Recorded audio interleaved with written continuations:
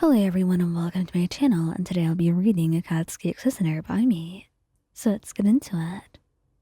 The villain who'd kidnapped you had been precise, and merciless too. They'd watched your every move, biding their time, before they'd snatched you off the street, leaving behind nothing but a memory for Katsuki to follow. You felt the cool press of a metal around your wrists, bound to a chair, and winced at the growing pain. Breathing deeply, you reminded yourself of what mattered most. The life inside you. Katsuki had to be on his way. You could trust that he was. And footsteps echoed in the hall. The door creaked open, and a masked figure stood in the doorway, surveying you with a twisted grin. "You're more valuable than I thought." "Didn't know the fiery Bakugou had a weakness," the villain said, his voice dripping with malice. "I am not his weakness, and you're going to regret this," he spat, glaring at the figure with defiance. The villain chuckled, crossing the room with slow, deliberate steps. They crouched beside you, looking at your stomach.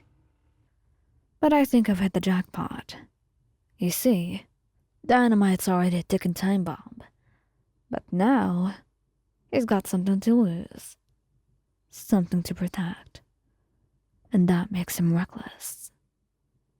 You swallowed hard, forcing yourself not to react. You wouldn't give this monster the satisfaction of seeing your fear. "He's not reckless, and if you think for a second that he won't tear this place apart to find me, you're an idiot." The villain's eyes gleamed with dark amusement. "Oh, I'm counting on that." They stood up, turning toward the door. But before they could leave, you leaned forward as far as your restraints would allow. "You have no idea who you're messing with.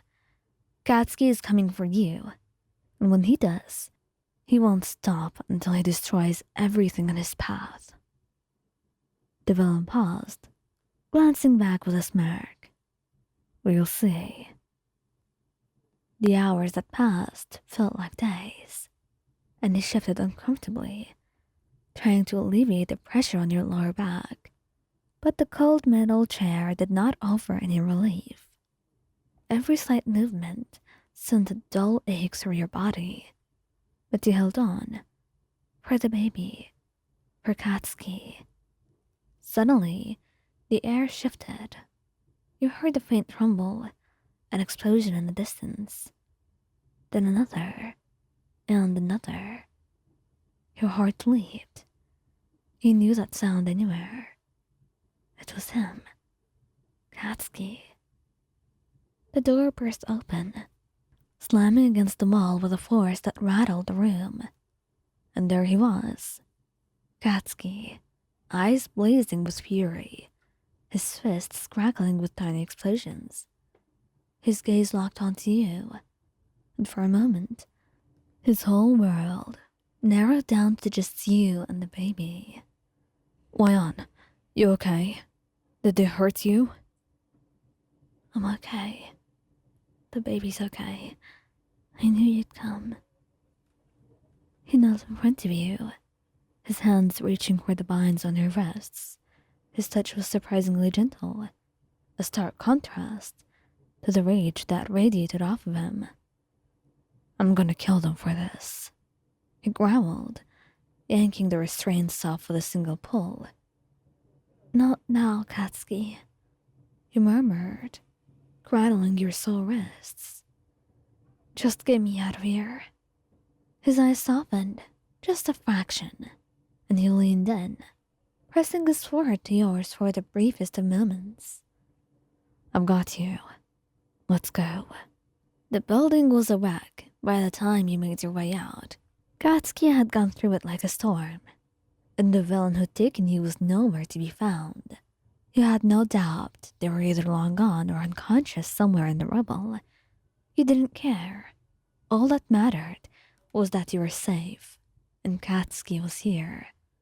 and as the fresh air hit your face, you took a deep breath, leaning against Katsuki's strong arm for support. His eyes were on you the entire time, watching for any signs of discomfort or pain. "Let me see your hands," he said suddenly, taking one of your wrists in his grasp. His fingers traced over the raw, bruised skin, and you saw his jaw tighten. "I swear I'm gonna find that bastard and blow him to pieces." "Katsuki, I'm fine. We're fine," he said softly, placing a hand on his arm. He didn't respond right away.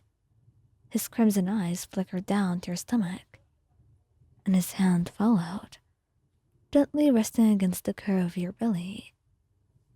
"You scared the hell out of me," he muttered, his voice rough. "I know," he whispered, running a hand through his hair, the familiar softness grounding you both. "But we are okay, thanks to you." His grip tightened protectively around you, his other hand still resting on your stomach. "I won't let anything happen to you. To either of you." His voice was fierce, full of conviction, but there was a vulnerability there too, a rare glimpse into just how much he cared. And you smiled, resting your head on his shoulder. "I know, Katsuki. I know." And for a moment, everything was still, and you could forget about the events of the day, the fear and the panic. The night air was cool against your skin, and despite everything that happened, you finally felt safe. Because right now, Katsuki was warm and solid next to you, his body still humming with adrenaline. But his attention was fully on you and your unborn child. And with the chaos behind you, and the future still uncertain, you knew one thing for sure. With Katsuki by your side, nothing could ever tear your family apart. And certainly not some low-life villains.